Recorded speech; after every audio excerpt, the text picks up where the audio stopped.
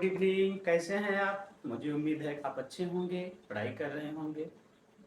आज मैं BSc 6 semester की सेकेंड बुक थर्मोडायनेमिक्स का सेकेंड लेक्चर लेकर आया हूँ। फर्स्ट लेक्चर में आपने देखा था Joule Thomson coefficient for an ideal gas, और आपने पाया था कि Joule Thomson coefficient mu J T equal to 0 था। आज उसकी अगली क्लास में मैं लेकर आया हूँ थर्मोडायनेमिक्स। क्या लेकर आया हूँ? थर्मोडायनेमिक्स। ठीक है, किसके लिए?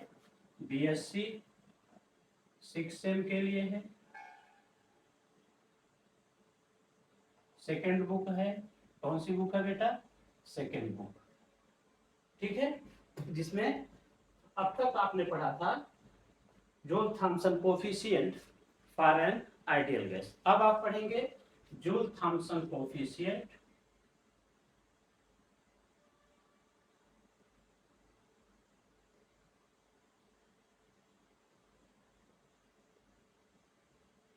For a real gas.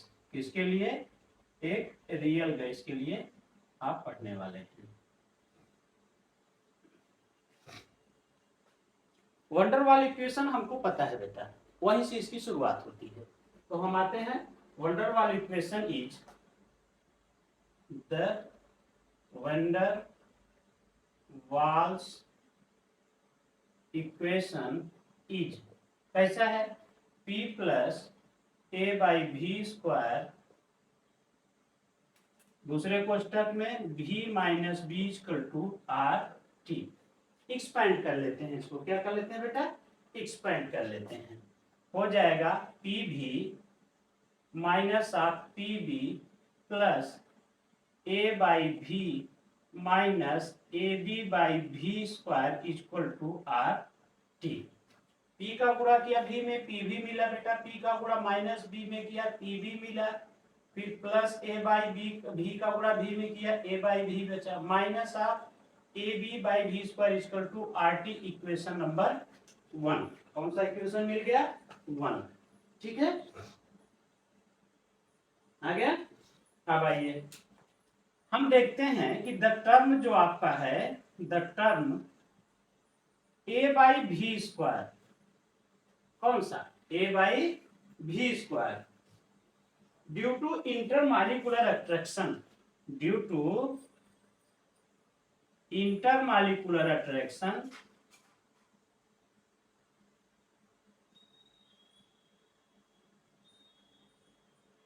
Intermolecular attraction के कारण यह इंटरनल प्रेशर को रिप्रेजेंट करता है। Represents internal pressure. अब आप ध्यान से देखिए, P प्लस ए बाई भी स्क्वायर में ये जो टर्म A और B है वो पहले से बहुत छोटे हैं। The term A and B, कौन कौन से A? ये coefficient A and B are very small. पहले से कैसे हैं बेटा? ये दोनों बहुत छोटे हैं। The term a B by भी स्क्वायर अगर छोटे हैं, छोटे गुणा करेंगे और छोटा आ जाएगा, उसमें भी भी स्क्वायर का भाग दिया तो और छोटा हो जाएगा। The term a B by भी स्क्वायर अब बहुत छोटा हो गया बेटा, तो can be neglected, can be neglected providing pressure is, ये कब होगा? Pressure is not too high, providing pressure is not too high. बहुत ज्यादा न हो तो इसको हम निग्लेक्ट कर सकते हैं। देन इक्वेशन 1 में भी रिटेन एज, देन इक्वेशन 1 में भी रिटेन एज, कैसे लिख सकते हैं इसको बेटा? हम ये टर्म निग्लेक्ट किया हमने, और मुझे सिर्फ पी भी इधर लेना है। क्या लेना है बेटा? पी भी। तो पी भी बराबर क्या हो जाएगा? ध्यान दीजिए, ये तो माइनस है, उधर जाकर प्लस हो जाएगा, ये प्लस है जाकर माइनस हो जाएगा। आर टी तो पहले से यहां है ही, R T plus P B minus of A by B. ठीक है, ये इक्वेशन नंबर आपका बना 2। क्या बना? 2। जरा ध्यान से देखिए आप। 2 के आगे हम चलते हैं, इसका नोट्स आप लोग बना के रखिए अपने पास।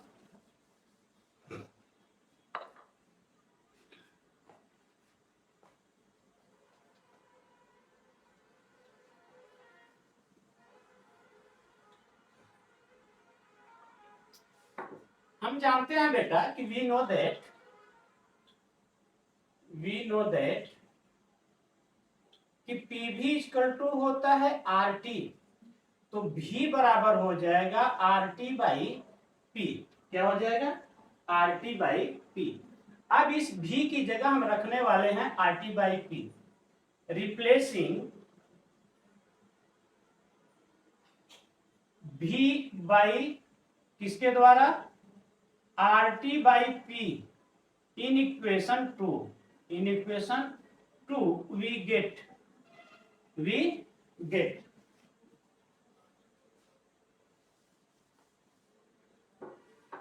क्या मिल जाएगा बेटा? हमारा समीकरण था P V equal to R T minus of A by V. क्या था? ए बाई भी। तो ए बाई भी की जगह रखेंगे आर टी बाई पी, ठीक है, प्लस क्या था? P b. अब ये देखिए ऊपर जाएगा तो इसको लिख सकते हैं हम R T minus of a into P by R T plus P b. ये क्या निकला? पी भी निकला। ठीक है, क्या निकला? पी भी। अब पी को मैं ट्रांसफर कर रहा हूं राइट हैंड साइड, तो भी इक्वल टू हो जाएगा R T by P minus of, ध्यान दीजिए पी यहां बूढ़े में यहां जाकर भागे में होगा, पी पीछे कैंसिल हो जाएगा, बचेगा ए बाई आर टी प्लस, अब ये पी जाएगा तो यहां बचेगा बी। केवल क्या बचेगा? बी बचेगा। ठीक है, बात समझ में आई? अब ये इक्वेशन नंबर हो गया मेरा ये वाला 3 और ये वाला इक्वेशन हो गया 4। ठीक है, इक्वेशन 4 को डिफरेंशिएट करिए with respect to T at constant P. Differentiating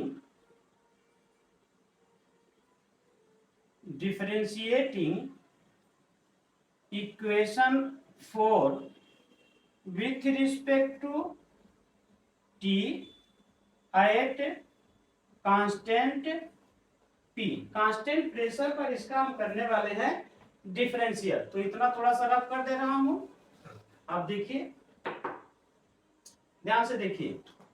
V तो है, डिफरेंशियल का सिंबल है डेल बाई डेल टी, क्योंकि T के सापेक्ष कैपिटल T हो, टेम्परेचर के सापेक्ष करना है तो del by del T symbol लगेगा, V होगा, पढ़ा जाएगा del V by del T at constant P। तो यहां लिखेंगे at constant P is equal to, ध्यान से देखिए, आर टी बाई पी है। क्या है? आर टी बाई पी है। अब ध्यान देखिए, आर और पी तो कांस्टेंट हो गए क्योंकि पी कांस्टेंट है, आर गैस कांस्टेंट है। ये डिफरेंशियल में फर्स्ट फंक्शन, ये सेकेंड फंक्शन। तो फर्स्ट फंक्शन कांस्टेंट और दूसरा फंक्शन है या वेरिएबल है।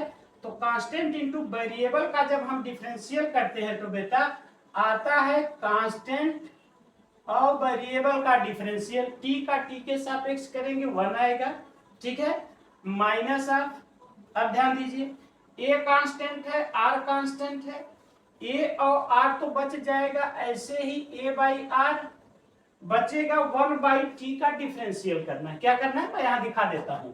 अगर 1 बाई टी का हम डिफरेंशियल करते हैं डेल बाई डेल टी, तो इसको लिख सकते हैं बेटा del by del T, T power -1, और x पावर n का डिफरेंशियल होता है x power n plus one, n minus one, सामने वन n आता है, तो ये हो जाएगा माइनस ऑफ टी पावर -1 यानी माइनस ऑफ टी पावर -2, यानी इसको लिख सकते हैं 1/-t²। क्या लिख सकते हैं बेटा?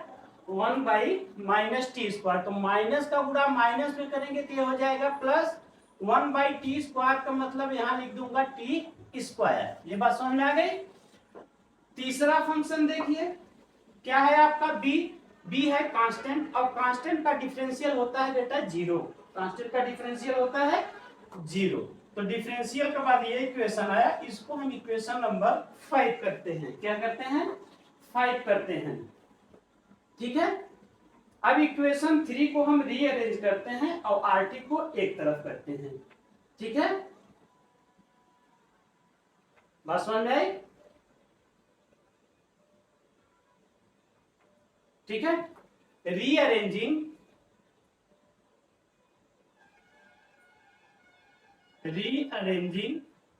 इक्वेशन 3 वी गेट, रीअरेंज करते हैं, आरटी को हम बाहर निकालते हैं, तो आरटी इक्वल टू हो जाएगा बेटा, ध्यान दीजिए, इसको इधर भेजिए, इसको इधर भेजिए, ये जाकर माइनस होगा, ये जाकर माइनस होगा। ठीक है, तो माइनस से गुणा कर देंगे तो ये प्लस हो जाएगा, ये माइनस हो जाएगा, ये प्लस हो जाएगा। ठीक है, तो इसमें से p कॉमन लेंगे तो v माइनस बी बचेगा। क्या बचेगा? v माइनस बी बचेगा। ध्यान समझिए अच्छे से, यहाँ सिर्फ समझना ही है कि अगर मैंने इसको इधर किया तो आरटी यहाँ आकर हो जाएगा माइनस, इसको इधर किया तो ये जाकर हो जाएगा माइनस। अब मैं माइनस से गुणा करूंगा तो ये प्लस हो जाएगा, ये प्लस हो जाएगा, ये प्लस हो जाएगा, ये माइनस हो जाएगा। अब p कॉमन लूंगा तो v माइनस बी, ठीक है, प्लस AP/RT। बात समझ आई? 3 को मैंने सिर्फ रीअरेंज किया है। क्या किया है? रीअरेंज किया है, और कुछ किया नहीं। Equation number 6, dividing equation 6, dividing equation 6 by PT। आप इक्वेशन 6 को PT से डिवाइड कर दीजिए। देखिए क्या मिलता है, वी गेट, हमें क्या मिलेगा बेटा, PT से भाग देंगे तो T से कट जाएगा, इस साइड बचेगा R/P। अब ध्यान दीजिए, PT से भाग दूंगा तो P कटेगा, तो V माइनस B/T बचेगा, प्लस, अब ध्यान दीजिए, इसको भाग करूंगा PT से तो क्या बचेगा, P से कैंसिल होगा, ठीक है, और T का हो जाएगा गुणा। ठीक है, तो बचेगा A/RT²। क्या बचेगा? A/RT²। बात समझ में आई? भाग करेंगे तो P से कैंसिल होगा, T² हो जाएगा, बचेगा A/RT²। यहां तक बात समझ में आ गई?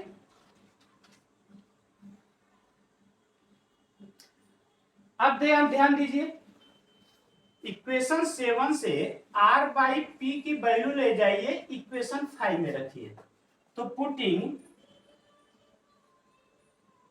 The value of R/P from equation 7 in equation 5 we get. आप 7 से RP/P की वैल्यू उठाइए और इक्वेशन नंबर 5 में ले जाकर सब्स्टिट्यूट कर दीजिए। ठीक है, और इक्वेशन 5 है क्या वो देखिए, डेल V/डेल T एट कांस्टेंट P, तो आपको मिलेगा डेल V/डेल P at constant T is equal to R/P है, तो R/P बराबर क्या है बेटा, V minus B/T plus A/RT² plus A/RT² already एक वहां है। ठीक है, बात समझ में आ गई? तो ये तो संख्या हो जाएगी 2। क्या हो जाएगी बेटा? 2। अब इसको ओपन कर रहा हूं, v by T minus of b by T plus 2a by R T square. बात समझ में आई? कोष्टक को मैंने ओपन किया, ठीक है, कोष्टक को ओपन किया और ऐसे लिखा। अब इन सब में से मैं t कॉमन ले रहा हूं, 1 बाई टी मैं कॉमन लूंगा। अगर ध्यान दीजिए बेटा, यहां बचेगा v minus B plus 2a by R T बचेगा। क्या बचेगा बेटा? 2a बाई आर टी, क्योंकि t मैंने सब में से कॉमन ले लिया। अब t को इधर भेज रहा हूं तो यहां भागे में हो जाएगा। आइए देखते हैं मैंने क्या किया बेटा, यहाँ जो t है भागे में इस तरफ भेजा तो गुणे में हो जाएगा। रिजल्ट क्या होगा कि t into del V by del P at constant t is equal to मिल जाएगा आपको v minus B plus 2a by R T. मिल गया 2a बाई आर टी। ये इक्वेशन नंबर आपका बन रहा है 8 इक्वेशन तक आ गए। अब हम जाते हैं थर्मोडायनेमिक्स रिलेशन में। किसमें जाते हैं? थर्मोडायनेमिक्स रिलेशन में।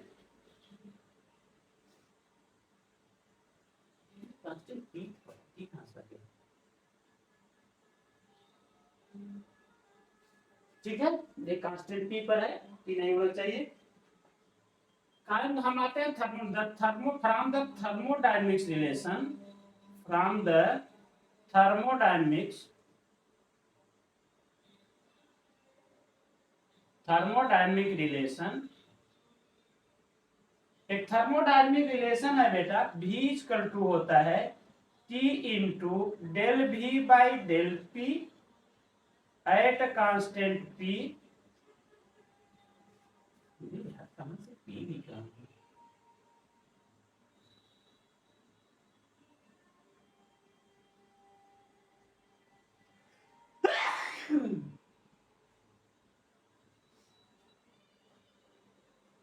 ठीक है, थर्मोडायनेमिक्स रिलेशन क्या कहता है? V equal to T into del V by del T at constant P plus del H by del P at constant T। ऐसा एक रिलेशन थर्मोडायनेमिक्स में वॉल्यूम का है 9। ठीक है, तो अब V की वैल्यू मैं 9 से उठाकर 8 में ले जा रहा हूं। क्या कर रहा हूं? 8 में ले जा रहा हूं। combining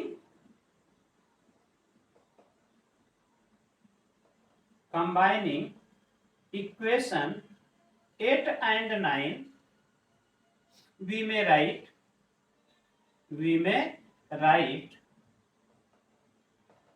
अब आप ध्यान दीजिए कि मैं 8 से v की वैल्यू उठाकर 9 से v की वैल्यू उठाकर 8 में सब्स्टिट्यूट कर रहा हूं। क्या कर रहा हूं बेटा? 8 में सब्स्टिट्यूट कर रहा हूं।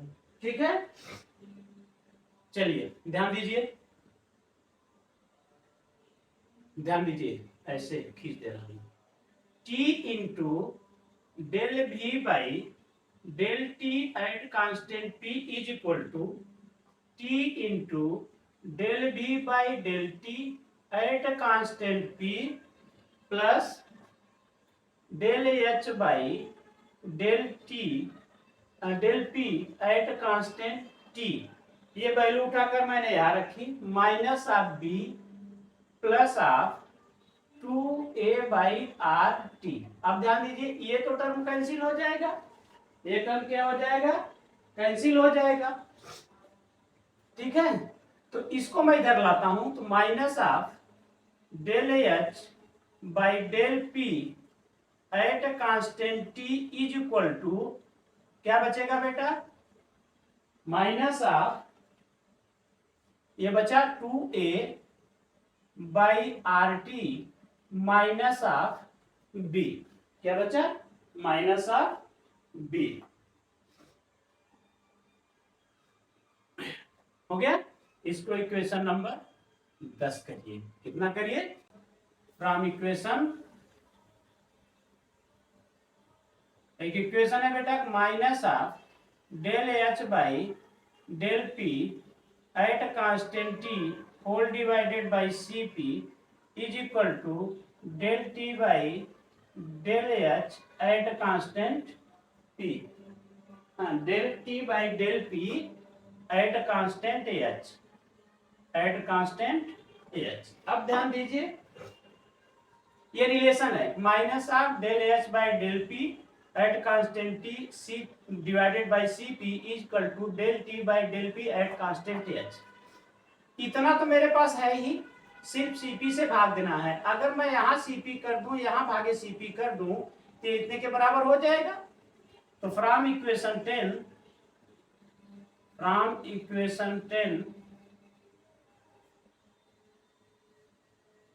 नहीं, फ्रॉम इक्वेशन 10 नहीं, then equation 10 may be written as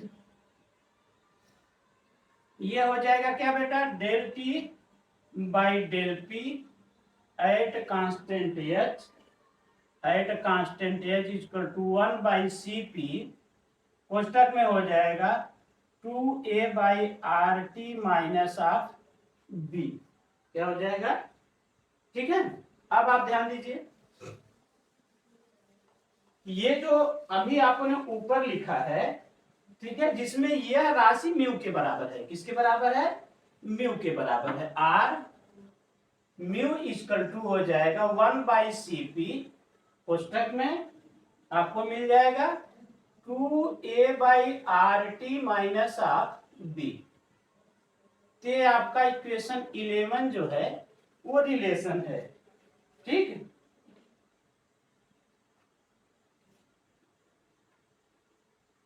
बात समझ में आ गई। अब यह म्यू की जो वैल्यू है, मैग्नीट्यूड है, वो किन बातों पर डिपेंड करेगी, वो सिर्फ डिपेंड करेगी बेटा किस पर, टेम्परेचर पर, जिस पर गैस को अलाउ किया जाता है एक्सपेंड। तो एक लाइन लिख देते हैं, ये आपका रिलेशन हो गया। The magnitude and sign of mu depends only upon the temperature at which the gas is allowed to expand। ये इक्वेशन जो 11 बेटा, ये जूल थॉम्सन कोफिशिएंट का कोफिशिएंट निकाल किसके लिए, रियल गैस के लिए, ठीक है। नोट करिए इसको।